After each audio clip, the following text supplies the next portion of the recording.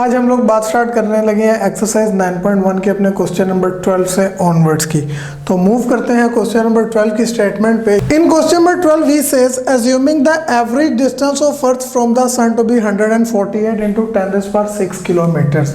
अब यहाँ पे मैंने आपके पास दो शेप्स ड्रॉ किए हैं जिन्हें मैंने अर्थ और सन का नाम दिया है।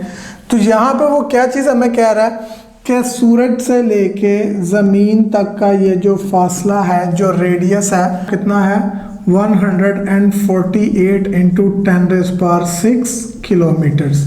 ठीक होगी बात। आगे वो क्या कहता है, and the angle subtended by the sun at the eye of a person on the earth is of measure 9.3 into 10⁻³ radian.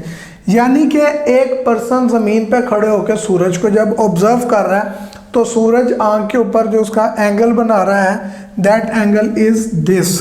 क्या है जी वो 9.3 मल्टीप्लाइड 10⁻³ रेडियंस है। ओके, हमने क्या फाइंड करना है, find the diameter of the sun. ये सूरज का डायामीटर आप लोगों ने फाइंड करना है। अब यहाँ पे क्वेश्चन आता है जहन में कि सर डायामीटर एक्चुअल में एक स्ट्रेट लाइन होती है, बट यहाँ पे ये तो एक कर्व आ रहा है। तो बेटा जी देखें, हमारे पास बात क्या है कि अगर मैं ज़मीन और सूरज के साइज़ का कंपैरिजन करूं तो ऑलमोस्ट ये कंपैरिजन आपके पास बनता है कि ज़मीन बहुत ही छोटी है एज़ कंपेयर टू योर सन।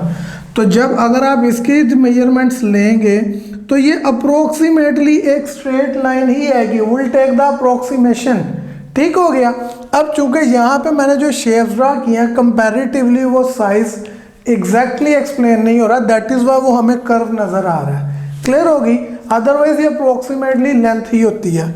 उसके अलावा जो मेजरमेंट्स उसने हमें दी हुई हैं वो भी अप्रोक्सीमेट लेंथ्स ही हैं, दे आर नॉट एग्जैक्ट। तो जो भी हम कैलकुलेशन करेंगे ये हमारे पास एक्चुअल डिस्टेंस नहीं है अर्थ और सूरज के दरमियान, ना ही ये सूरज का एक्चुअल डायमीटर होगा जो हम फाइंड करेंगे। तो क्या है जी, क्वेश्चन के मुताबिक हमें क्या चीज़ें गिवन है उसे लिखते हैं।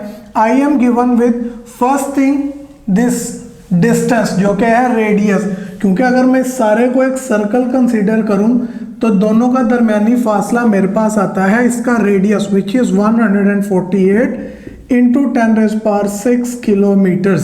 दूसरी चीज आई am given with the angle. Angle मुझे कितना दिया हुआ है जी, थीटा, वो है 9.3 multiplied 10⁻³ radians. Okay, what do I need to find? Diameter of the sun. As you can see in our shape, diameter जो है वो length of arc से represent हो रहा है, that is I need to find length of arc. तो चलते हैं इसके solution की तरफ।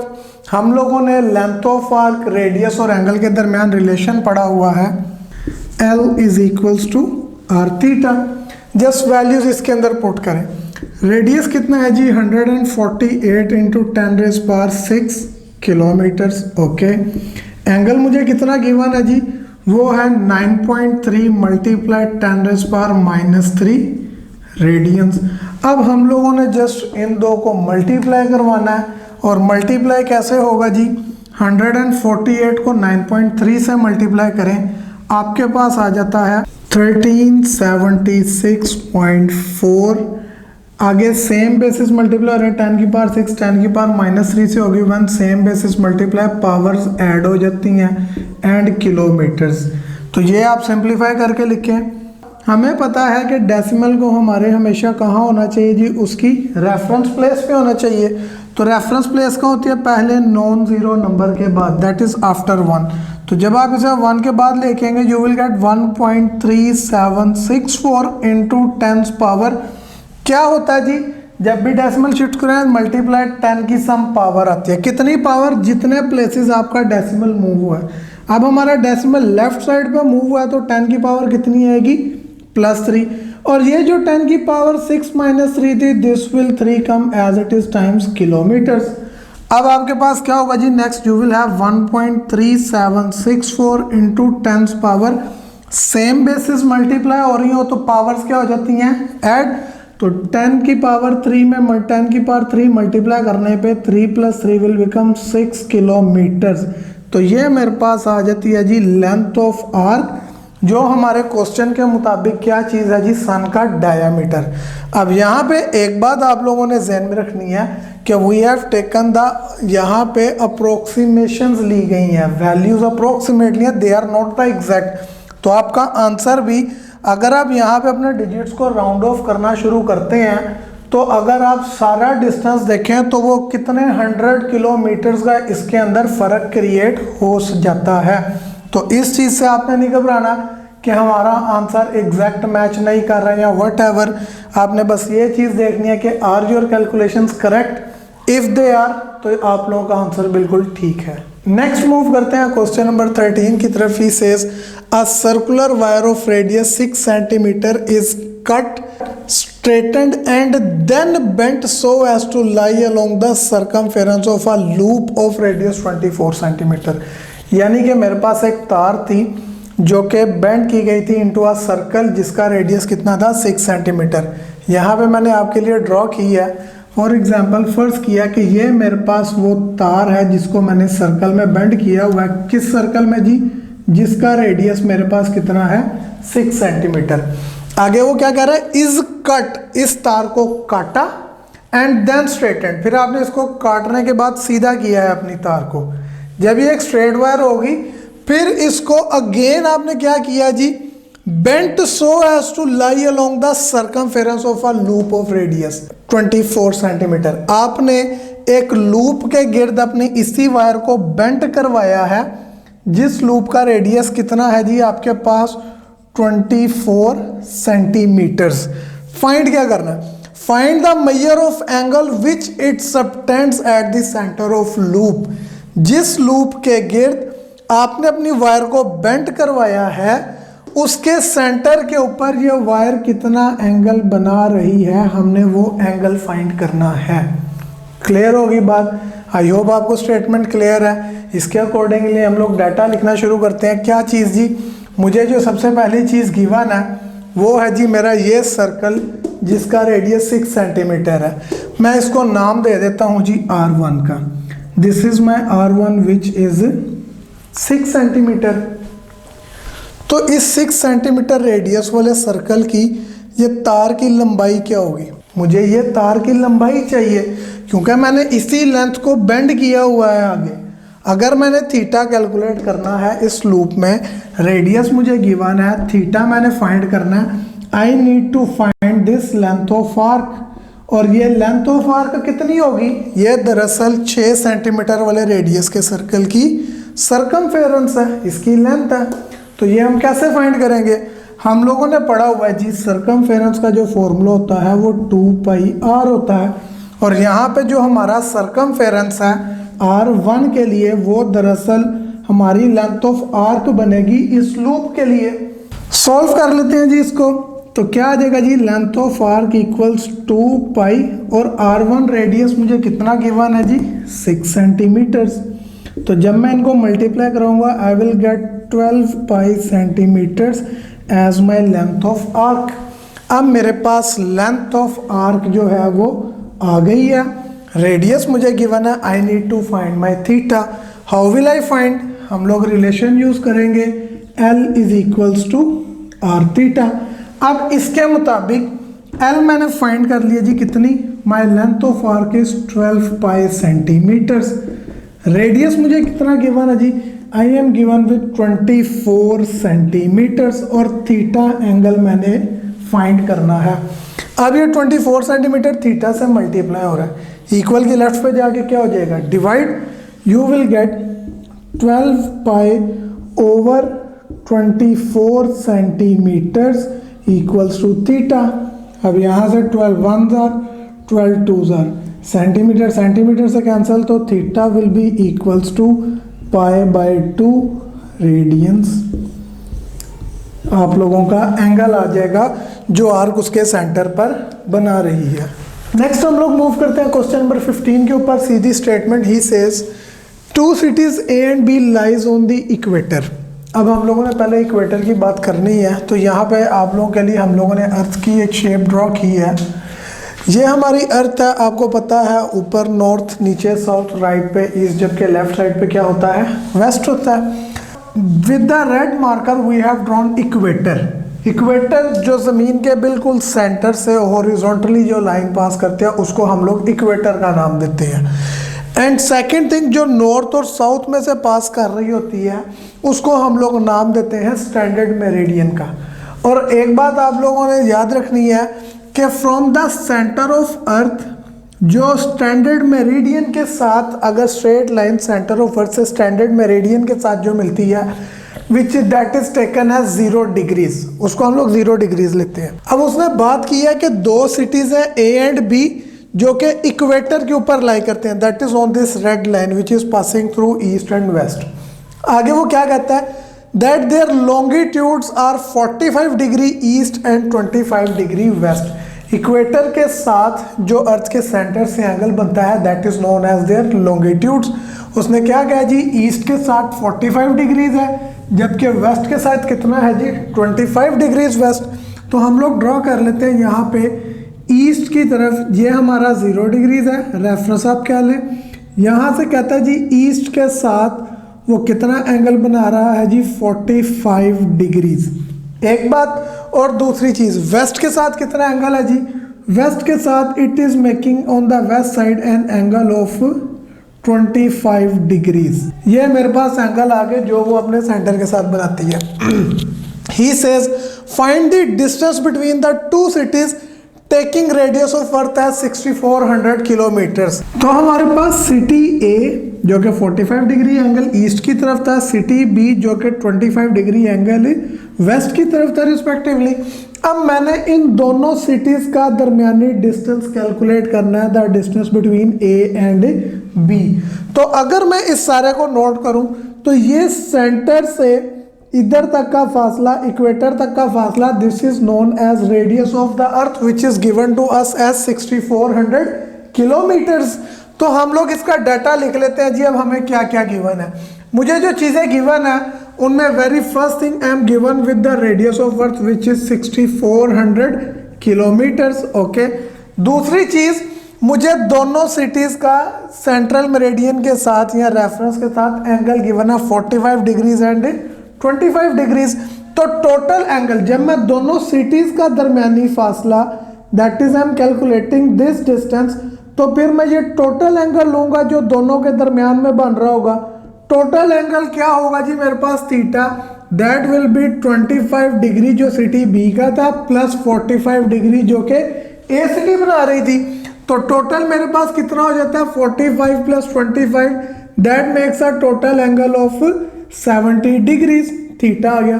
फाइंड मैंने दोनों का दरमियानी डिस्टेंस।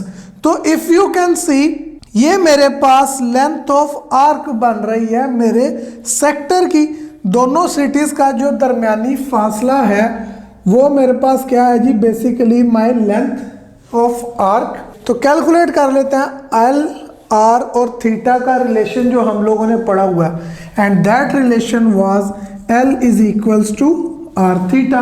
वैल्यूज पुट अप करें, लेंथ मैंने फाइंड करनी है यानी distance between the two cities, जबकि रेडियस मुझे गिवन है जी 6400 किलोमीटर्स एंड थीटा एंगल मैंने निकाला है 70 डिग्रीज। ये बात हम लोग पहले कर चुके हैं कि while doing the simplifications calculation आप थीटा को डिग्रीज में पुट कर सकते हैं और उसके बाद आप अपने आंसर को रेडियन में कन्वर्ट कर लें, इससे कोई फर्क नहीं पड़ेगा। तो जब आप 6400 को मल्टीप्लाई करते हैं 70 के साथ आपके पास आता है 4,48,000 डिग्री किलोमीटर्स। ठीक होगी बात ये, लेकिन हमारा जो डिस्टेंस है वो कभी भी डिग्रीज में कैलकुलेट नहीं किया जाता। अब मैं इसको कन्वर्ट कर लेता हूँ रेडियंस में। तो 4,48,000 डिग्रीज को रेडियन में जाना हो तो किससे मल्टीप्लाई करते हैं, पाई बाय 180 से। तो मेरा ये आंसर किस में चला जाएगा जी, रेडियंस में। वो साथ हम लोग मेंशन करें ना करें, इट इज अंडरस्टूड के इट इज इन रेडियंस। अब जब आप इस सारी वैल्यू को पाई से मल्टीप्लाई करें हुज वैल्यू 3.142 और सारे आंसर को 180 पे डिवाइड कर दें तो एज अ रिजल्ट जो डिस्टेंस दोनों सिटीज के दरमियान आपके पास आएगा दैट विल बी 7819.075 किलोमीटर्स। तो ये मेरे पास आ जाता है जी उन दोनों सिटीज़ का दरमियानी फासला जो कि इक्वेटर के ऊपर आ रही थी, जिसको ए और बी का नाम दिया गया है। नेक्स्ट क्वेश्चन पे मूव करते हैं। Question number 17, he says the angle subtended by the earth at the eye of a spaceman landed on moon, के एक स्पेसमैन जो एस्ट्रोनॉट चांद पे चला गया, when he sees earth from there, तो जो ज़मीन है वो उसकी आंख के ऊपर कितना एंगल बनाती है? It makes an angle of 1 degree 54 minutes, 1 degree 54 minutes. Okay, कहता है जी the radius of earth is 6400 kilometres. Radius क्या होता है? सेंटर से किसी एक पॉइंट तक का फासला। I am given the radius of earth as 6400 kilometres. Okay, find हमने क्या करना है? कहता है जी find the approximate distance between the moon and the earth. चांद से लेके जमीन तक का अप्रोक्सीमेट डिस्टेंस हम लोगों ने फाइंड करना है, यानी कि the approximate distance which is always taken as distance between the centres. तो ये मैंने फाइंड करना है। तो अगर मैं इसको यहाँ पे आप शेप में देखें, इस सारे को एक सर्कुलर पाथ कंसीडर किया जाए, तो डिस्टेंस बिटवीन देम यहाँ पे हमारे पास नाम दिया जाएगा आर, रेडियस। क्यों? क्योंकि अगर मैं इस सारे को एक सर्कल कंसीडर करूं तो ये उसका रेडियस ही बनता है, सेंटर से किसी पॉइंट तक का फासला considering moon as the centre. तो ये मेरे पास चीज़ें मुझे गिवन है। चलते हैं इसके सोल्यूशन की तरफ। How will we find this distance between the moon and earth? Let's see. Okay, पहली चीज़ जो मुझे गिवन है वो है जी radius of earth which is how much जी 6400 किलोमीटर्स। ठीक होगी बात जी। दूसरी चीज़, मैंने जो डिस्टेंस फाइंड करना है अर्थ और मून के दरमियान, जिसे हमने आर का नाम दिया, small R, I have to find that. और थीटा मुझे गिवन है कितना जी? 1 डिग्री 54 मिनट्स। ओके, अब इसको सिंप्लीफाई कर लेते हैं जी। कैसे फाइंड करेंगे? एल आर थीटा में हम लोगों ने जो रिलेशन पढ़ा हुआ है। अब यहाँ पे हमें लेंथ ऑफ आर्क नहीं गिवन, इन आर शेप अगर आप देखें थीटा है, आर है, तो ये सारा जो अर्थ का डायामीटर होगा that will be taken as length of arc, लेकिन मुझे वो चीज़ गिवन नहीं है। तो यहाँ पे रिलेशन तो L is equals to are theta ही यूज होना है, but I am missing length of arc. Length of arc कैसे निकलेगी? लेंथ ऑफ आर्क है क्या यहाँ पे? ज़मीन का डायामीटर, और हमें पता है diameter is the twice of radius, यानी ज़मीन का डायामीटर उसके रेडियस का दुगना होता है। इसका क्या मतलब हुआ कि 6400 किलोमीटर्स को आप 2 से मल्टीप्लाई कर दें तो एज अ रिजल्ट आपके पास कितना आ जाएगा? You will get 12800 kilometres as your length of arc which will be the diameter of earth. Okay, now use your relation. Which relation जी? L is equals to are theta. अब यहाँ पे length मुझे given है, radius मैंने find करना है, theta मेरे पास 1 डिग्री 54 मिनट्स में है। तो पहले मुझे इस सारे को डिग्रीज में चेंज करना पड़ेगा ताकि मैं रेडियन मैयर में जा सकूं, या डिग्री मैयर से भी डायरेक्ट पुट करके कैलकुलेट कर सकूं। तो पहले हम अपने एंगल को कैलकुलेट कर लेते हैं। Theta is given to me as 1 degree 54 minutes. 1 degree 54 minute हम इस सारे को डिग्रीज में चेंज करेंगे तो दिस विल बिकम 19/10 डिग्रीज। हम लोगों ने ये कन्वर्जन पहले सीख ली हुई है अपने 9.1 के सेकंड लेक्चर के अंदर, तो आप लोग इसको वहाँ से देख के खुद कन्वर्ट कर सकते हैं। अब इसको रेडियंस में कन्वर्ट करना है तो डिग्री से रेडियन में जाने का क्या फॉर्मूला होता है कि आप लोगों के पास थीटा आया है 19/10, मल्टीप्लाई इट विद π/180। आप लोगों का आंसर डिग्री से किस में चला जाएगा जी? रेडियंस में। ओके, नाउ 19 को पाई से मल्टीप्लाई करें और 10 को 180 से, एंड रिजल्टिंग आंसर्स को जब हम डिवाइड करते हैं तो हमारे पास थीटा की वैल्यू आ जाती है 0.03316 रेडियंस। आ गया मेरा थीटा। अब मैं अपनी सारी वैल्यूज को अपने फॉर्मूला में पुट कर लेता हूँ जो हमने पढ़ा है, L is equals to are theta. So using L is equals to are theta, length of arc मुझे गिवन है कितने जी? 12,800 किलोमीटर्स इक्वल्स आर मैंने फाइंड करना है which is distance between moon and earth, और थीटा हमने कैलकुलेट किया 0.03316 रेडियंस। अब ये वैल्यू r से मल्टीप्लाई और ये दूसरी साइड पे आके हो जाएगी डिवाइड। तो जब आप 12,800 किलोमीटर्स को डिवाइड करवाते हैं 0.0316 पे, तो ये आपके पास distance between the earth and moon comes out to be 385,992.619 kilometres. तो ये हमारे पास आ जाता है जी approximate distance between the moon and the earth as per the given conditions.